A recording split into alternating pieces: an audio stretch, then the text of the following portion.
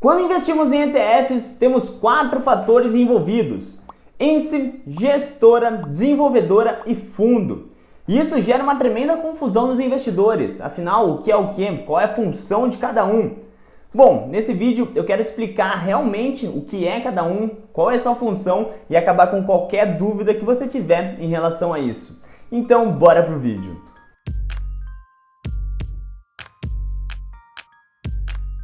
Vamos começar pelo índice, que provavelmente é o mais fácil, que a gente não precisa complicar e na verdade é o começo de toda a história.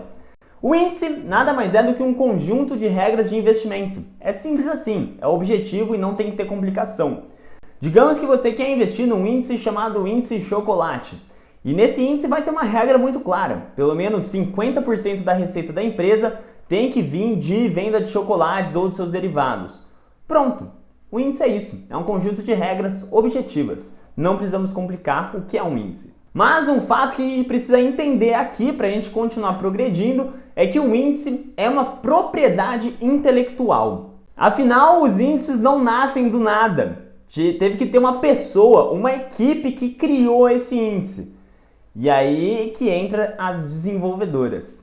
Desenvolvedoras são as empresas que criaram esse índice. São as empresas que de fato possuem a propriedade desse índice. É como se fosse uma patente. A desenvolvedora que vai patentear esse índice. No caso aqui do nosso exemplo, a empresa Kaique Favari, por exemplo, é a desenvolvedora. E o índice é o chocolate.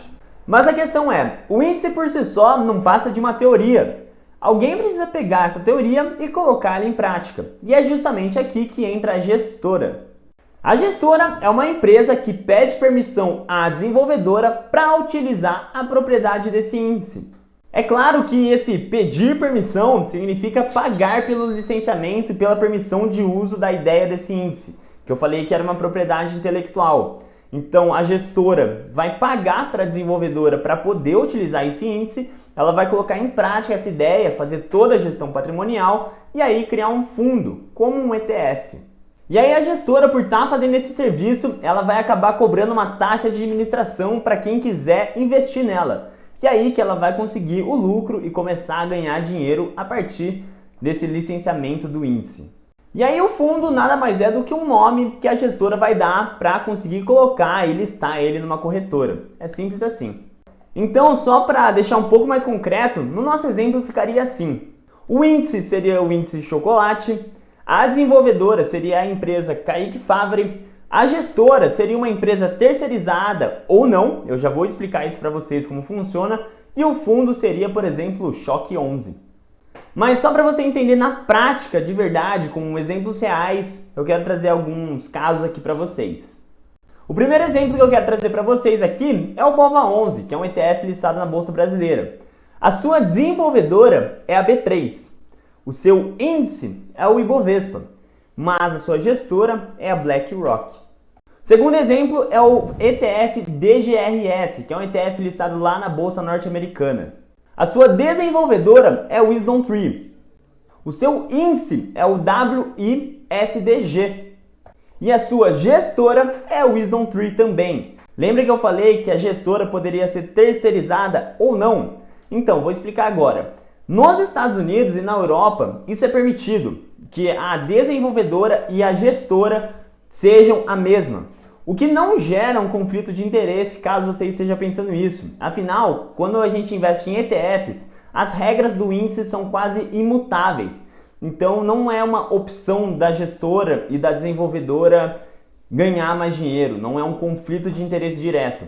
Então fique tranquilo. Mas aqui no Brasil isso não é permitido. A desenvolvedora e a gestora precisam ser empresas distintas. E o terceiro exemplo que eu quero trazer aqui para ter mais amparo sobre essa ideia é o ETF IVV e o ETF VO juntos. Ambos ETFs são da desenvolvedora S&P. O índice que eles replicam, os dois são do S&P 500, mas cada um tem uma gestora diferente. O VOO, a gestora é a Vanguard e o VV é a gestora BlackRock. Eu só quis trazer esses exemplos concretos para você ver que a partir desses 4 fatores a gente consegue ter diversas variações. Tá? Então você não precisa se preocupar tanto com isso e ficar maluco. Afinal, a gente pode brincar com essas peças, o importante era você entender o macro da ideia e como elas combinam juntas. Mas e aí, você gostou desse vídeo? Conseguiu acabar com essa dúvida? Se sim, não esquece de deixar o like que isso ajuda demais a gente e se inscreve no canal se você quer aprender mais sobre ETFs passivos. A gente posta vídeos todas as quintas-feiras. E a gente se vê numa próxima. Valeu!